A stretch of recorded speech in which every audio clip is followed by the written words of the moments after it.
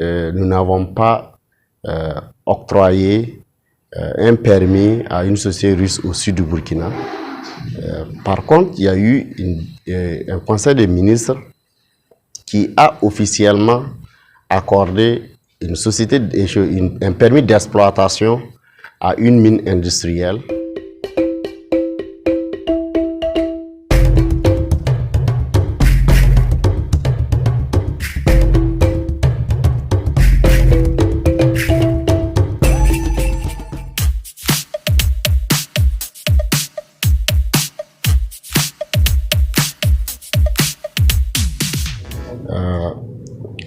Nous allons effectivement situer le contexte de la rencontre parce que nous avons été saisis hier par le SPITE que la société civile voulait effectivement, partant donc la société civile qui fait partie du comité de pilotage de l'ITIE voulait effectivement comprendre qu'est-ce qui se passe par rapport à une déclaration aux États-Unis par son Excellence M. Nana Akufo, président de la République du Ghana. Déclaration selon laquelle le Burkina aurait attribué une société minière aux Russes au sud du pays. Bon, nous avons éclairé effectivement nos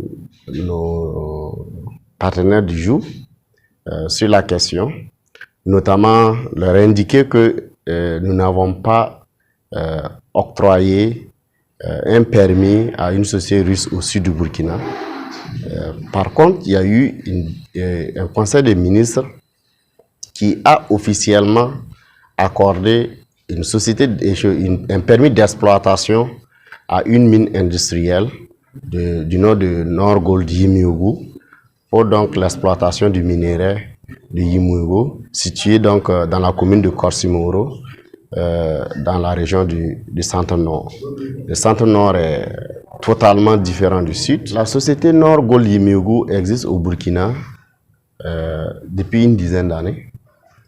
Et donc, qui sont effectivement une société de droit burkinabé, mais à un capital financé beaucoup plus par des Russes.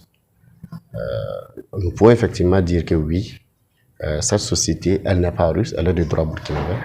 Elles exploitent déjà 3 mines d'or, à savoir la mine de Taparko, la mine de Santenga et la mine de Bissa. Et nous avons estimé qu'ayant respecté toutes les conditions, nous avons aussi le droit de préserver les emplois autour de la mine de Bissa en répondant effectivement favorablement à leur doléance qui est dans les normes. Donc, nous comprenons la préoccupation aussi de la société civile lorsque elle apprend donc ce genre de déclaration. C'est leur devoir effectivement vers les citoyens de chercher à comprendre comment ça s'est fait que peut-être il y ait eu cette situation. Et ils étaient surpris de voir effectivement qu'il n'y a pas de société minière au sud du pays avec des Russes, parce qu'ils n'avaient pas certainement fait le lien avec Yimiougou, mais nous avons apporté les preuves. Et nous avons également donné tous les dossiers pour qu'ils regardent que le processus entrepris en 2017 pour l'accord du permis d'exploitation de la mine industrielle à Yimiougou a été respecté. Toutes les pièces exigées ont été fournies et il est du devoir de l'administration de répondre à une demande de permis, soit en accordant, soit en n'accordant pas. Dans la mesure où ils ont respecté toutes les conditions, il n'y a aucune raison pour l'État donc de refuser cela. L'autre élément, c'est que les délégations la déclaration qui a été faite, nous ne pouvons pas apporter beaucoup plus d'explications parce que nous ne connaissons pas une société, un permis d'exploitation que nous avons accordé au sud et nous ne connaissons pas non plus avoir reconnu, nous ne reconnaissons pas avoir donc accordé ce permis à une société russe.